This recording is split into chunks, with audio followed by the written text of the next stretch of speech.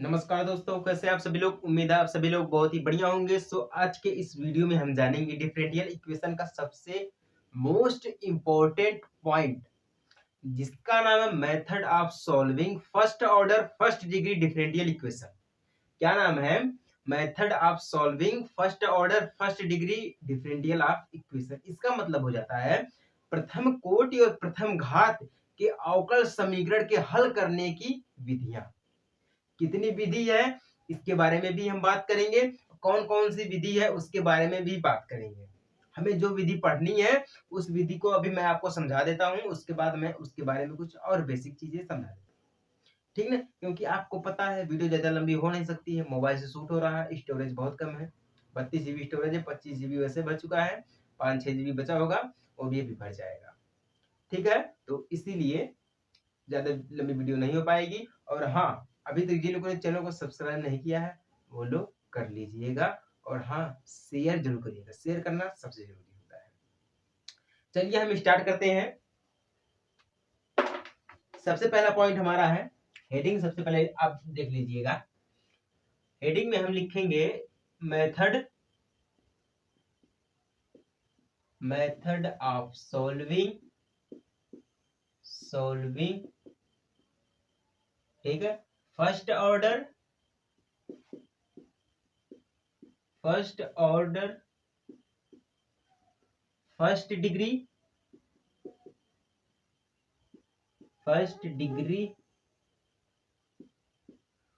Differential equation, D E differential equation. समझ में आया कि method of solving first order first degree differential equation. मैं एक बार इसको हिंदी में भी शायद मैं लिख दे रहा हूं ताकि आपको और अच्छी तरीके से समझ में आएगा, हिंदी में भी और इंग्लिश में भी। हिंदी में क्या है? प्रथम कोटि प्रथम ऑर्डर, ठीक, प्रथम कोटि प्रथम घात के अवकल समीकरण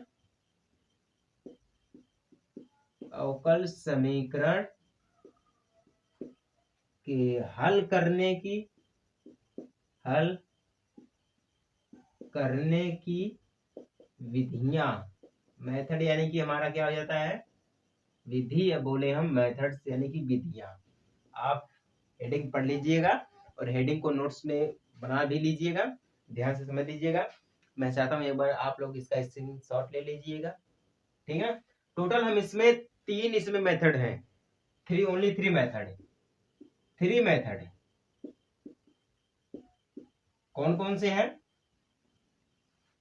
एक तो हमारा है पृथकरणीय अवकल समीकरण। क्या हमारा है? पृथकरणीय चर वाले अवकल समीकरण, जिसको हम इंग्लिश में कहते हैं differential equation with variable separable. क्या है? Differential equation with variable separable. ठीक है ना? जिसे हम कहते हैं पृथकरणीय दो चर वाले अवकल समीकरण। क्या है? अवकल समीकरण। ध्यान दीजिएगा। दूसरा हमारा है, अगर आपको कोई दिक्कत होगी तो मैं हिंदी में भी लिख दूंगा, आपको और अच्छी तरीके से समझ में आएगा। और दूसरा हमारा क्या है? लाइनर डिफरेंशियल इक्वेशन, लाइनर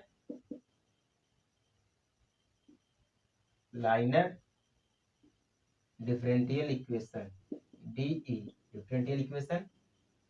और तीसरा हमारा क्या है? होमोजीनियस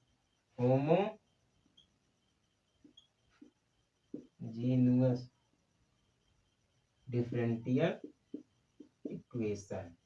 ठीक है, homogeneous differential equation with variable separable linear differential equation. मैं यहाँ पे लिख रहा हूँ, हिंदी में भी देख लीजिए,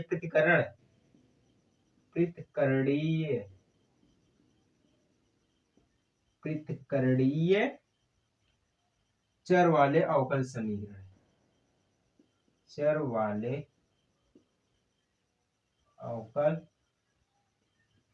समीकरण, समीकरण। अब दूसरा क्या हमारा है, रैखिक अवकल समीकरण। अवकल समीकरण। अब तीसरा हमारा क्या है, समघातीय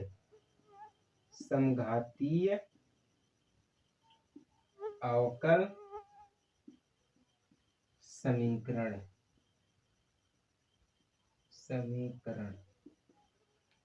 अभी इसके पहले वाले वीडियो में हमने आपको ये चीज समझाई थी, इंपॉर्टेंट फॉर्मूला के बारे में हमने आपको बताया था। इंपॉर्टेंट फॉर्मूला में हमने आपको समझाया था कि समघातीय अवकल समीकरण क्या होता है।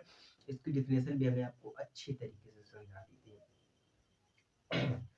ठीक है, तो मतलब हम इसमें 3 मेथड है। हम पहला मेथड जानेंगे इस वीडियो में, सिर्फ हम पहला मेथड जानेंगे। क्या है, डिफरेंशियल इक्वेशन विद वेरिएबल स्पार्बल, यानी कि प्रतिकरणीय चर वाले अवकल समीकरण।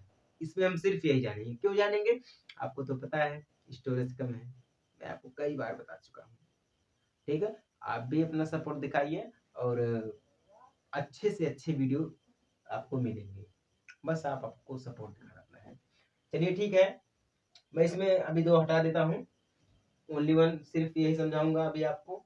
फिर अगले इन 2 और मेथड का अलग अलग वीडियो बनेगा, दोनों मेथड का अलग अलग वीडियो बनेगा, ऐसा नहीं है सिर्फ एक ही मेथड का रहेगा। तो सबसे पहले मैं आपको समझा रहा हूँ, प्रथम कोटि प्रथम ऑर्डर निम्नलिखित रूप से, इसके अवकल समीकरण निम्नलिखित रूप है, बहुत सारे इसके हैं। मैं अभी आपको एक समझा रहा हूँ। जैसे मान लीजिए हमारे पास है dy अपान dx, दिख रहा है आप सभी लोगों को, क्या है, dy upon dx is equal to f x y, equation number 1। अब यहाँ पे ध्यान दीजिएगा, अब ये जो हमारा फलन है वो x और y है। क्या हमारा है, x और y। अब देखिए, यदि अगर हम x और y, जो हमारा फलन x y दोनों का गुणनफल अगर करते हैं, गुणनफल जब करेंगे तो हमारा एक मान लीजिए g x h हमारा y हो गया। क्या हो गया, ध्यान दीजिएगा, कब हो गया, अगर हम f एक्स वाई का गुणनफल करें, गुणनफल करने पर जब हम इसका, ये मैं कहना चाह रहा हूं, इसका अगर हम इसका गुणनफल जब करेंगे तो हमें क्या मिलेगा, जी एक्स और एच में वाई मान लेते हैं।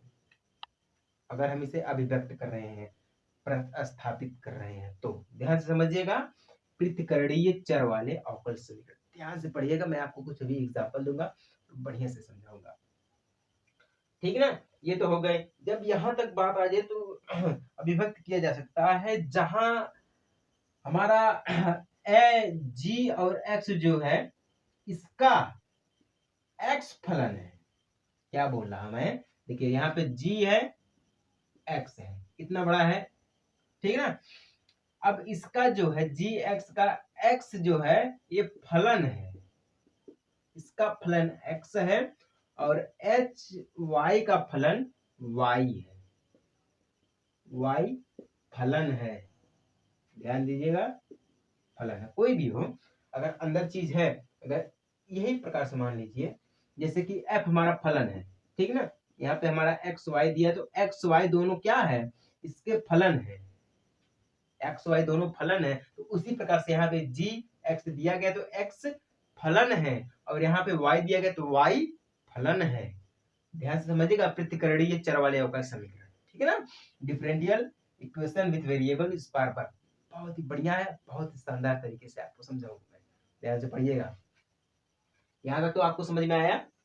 अब जैसे मान लीजिए ऐसा होने पर इक्वेशन एक को निम्नलिखित रूप में लिखा जा सकता है। अगर ऐसा हो सकता है, ये तो कंफर्म है, बट अगर हम इक्वेशन एक को और अलग तरीके से लिख सकता हूँ, लिख सकते हैं। चलिए ठीक है, लिख के दिखाते हैं मैं आपको। मैं यहाँ से अभी इसको हटा रहा हूँ ताकि जगह बहुत ज्यादा घेर रखा है, ठीक है ना।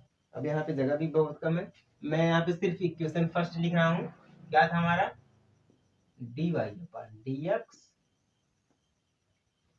Is equal to f x y, equation first. अब इक्वेशन फर्स्ट को कई बार हमने आपको बताया है, इक्वेशन फर्स्ट को हम और अलग रूप में भी लिख सकते हैं।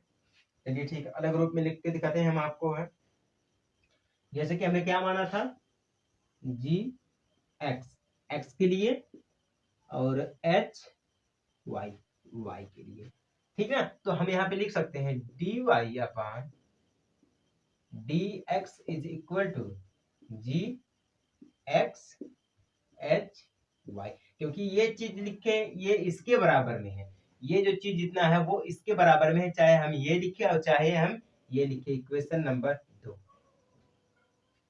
अभी मैं आपको समझाया हूं कि h मान लीजिए g और y जो हमारा मान लीजिए h है कि नहीं, x जो हमारा g है और y मान लीजिए हमारा क्या है, x है।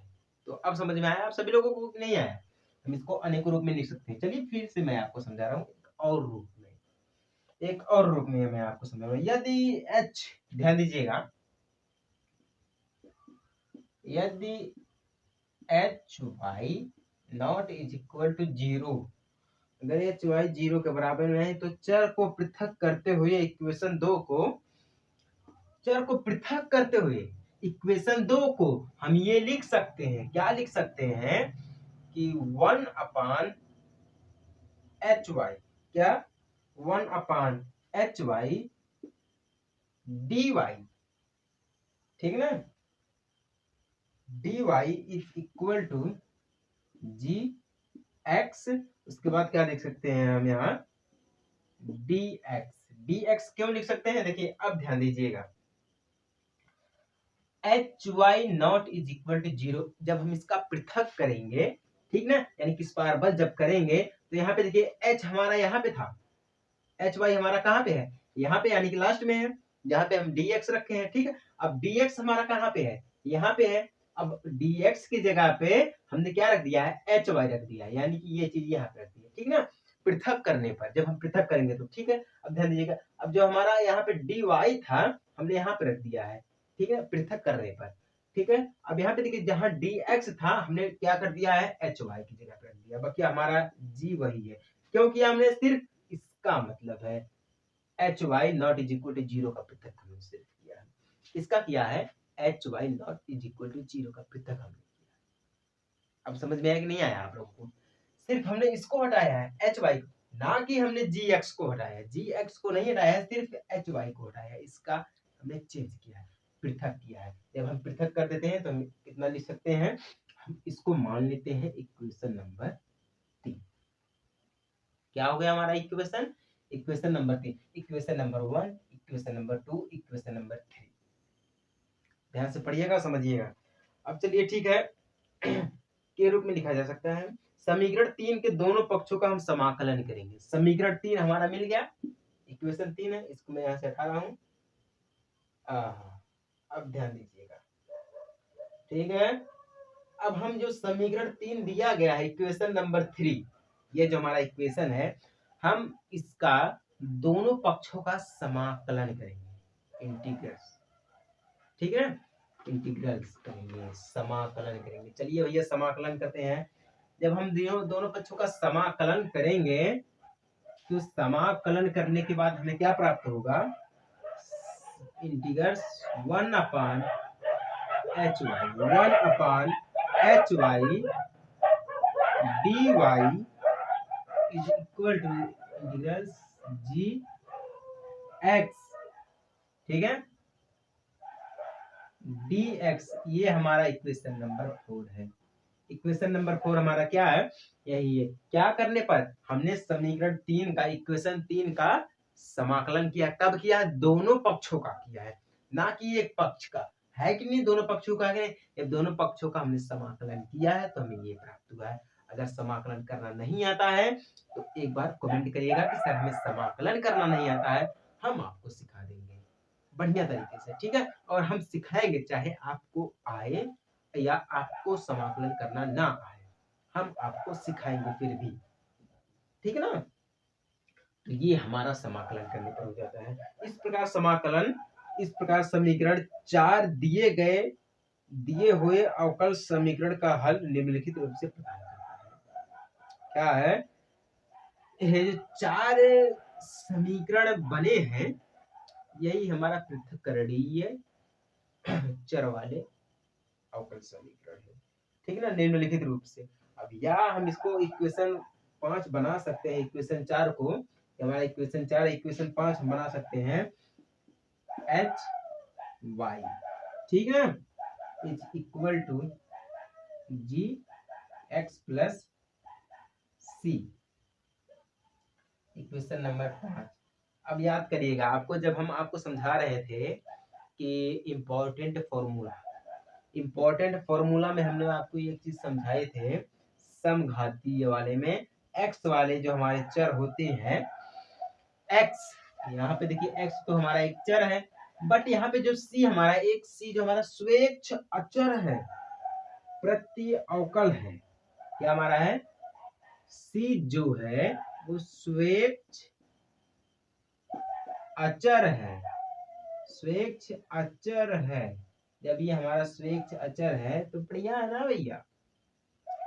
दोनों पक्षों का जब हम समाकलन करेंगे, मैं आपको एक बार समझा रहा हूँ, मैं आपको फिर से वही जगह पे लेकर चलता हूँ जहाँ पे हम आपको समझाए थे इम्पोर्टेंट फॉर्मूला, ठीक है ना। इम्पोर्टेंट फॉर्मूला हमने आपको ये समझाया था कि अगर हमें अवकल समीकरण ज्ञात करना है तो हम दोनों पक्षों का समाकलन करेंगे। दोनों पक्षों का समाकलन करने के बाद सी जो है वहां पे एक स्वेच्छ अचर है, स्वेच्छ अचर है। ये हमने आपको समझाया था इंपॉर्टेंट फॉर्मूला में। यकीन नहीं है तो वीडियो को प्ले करिए, देखिए और समझिए। अगर ना बताया होगा तो फिर मेरी गलती है, अगर मैं नहीं बताऊंगा मेरी गलती है, अगर बता दूंगा तो आपकी गलती, अगर नहीं आप समझेंगे। ठीक है, हमें जो लगता है हम वो कर देते हैं। कहने का मतलब है, अगर हमें लग रहा है कि यहाँ पे किसी को डाउट हो सकता है तो उस डाउट को हम पहले ही क्लियर कर देते हैं।